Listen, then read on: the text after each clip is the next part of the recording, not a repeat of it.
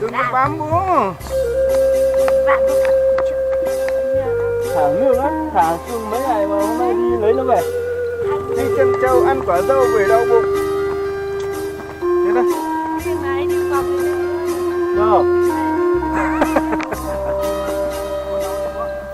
Độc đúng không? Độc không? Chịu, chịu, chịu. Ôi giời ơi.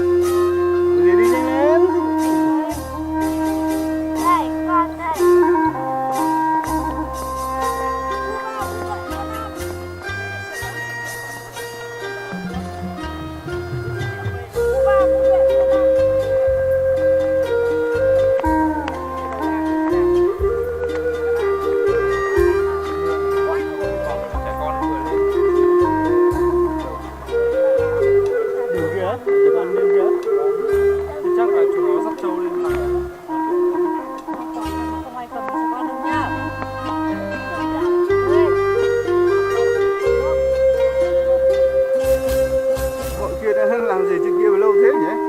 Mãi chả xuống kìa.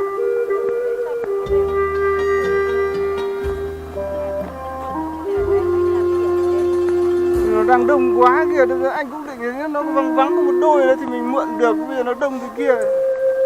Tối nhà luôn nhá. Đó, cứ lên.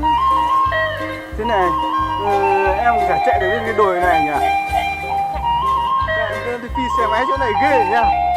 Ngoằn phát thì gọi là đừng có nhìn xuống sang bên cạnh không là chống mặt chết rồi ạ.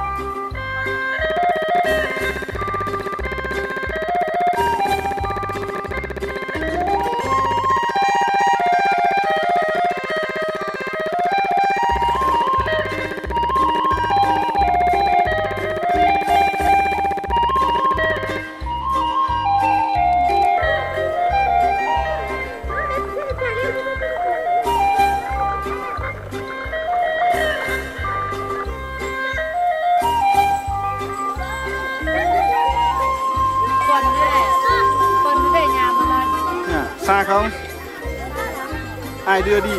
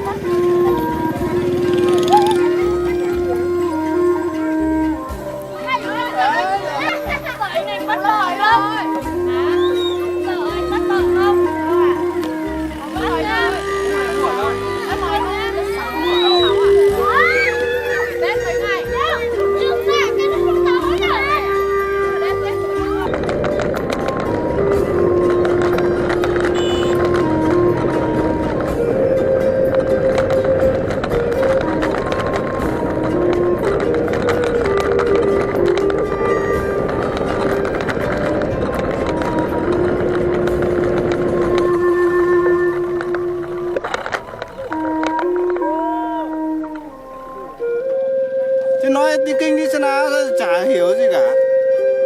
Cứ nhùn với lình là cái gì?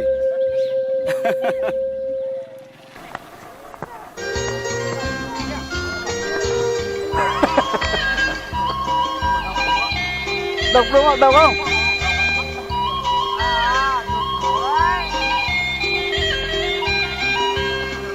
Ôi lại độc cái chỗ kia đấy.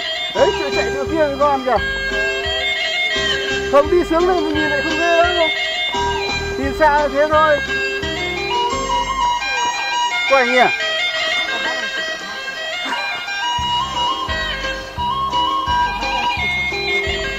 Chóng mặt gì mà chóng mặt đấy. treo. Ôi giời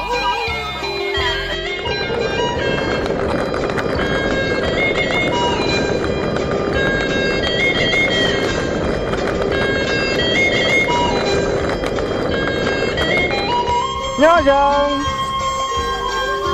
Nhỏ rồng. Nghe được cười.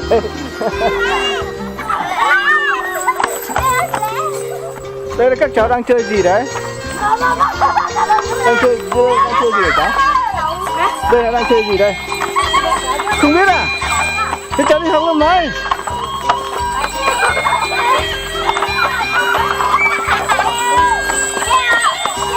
Nhỏ rồng đi đánh bóng như cả bản mình bao nhiêu nóc nhà nhiều? Có đến 100 không? Yeah. Mỗi cái Tết này thì mỗi nhà làm được 5 cân à? 5 cân 6 cân. Người khổng lồ.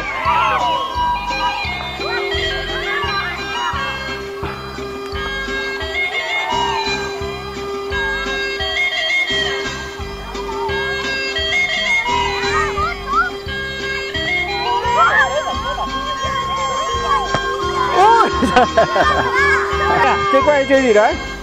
Chơi như thế nào? Chơi cù. À chơi cù, đánh đi chơi xem nào. Quay nha. Đây chơi quay đây. Chơi đi nào.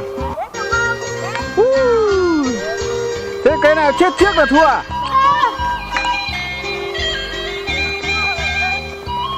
Nó giật một phát. Đấy đi, trên này à? À cầm trên này à? Cái này hả? Không ra nào. Đừng ra. Trước đây không thành công.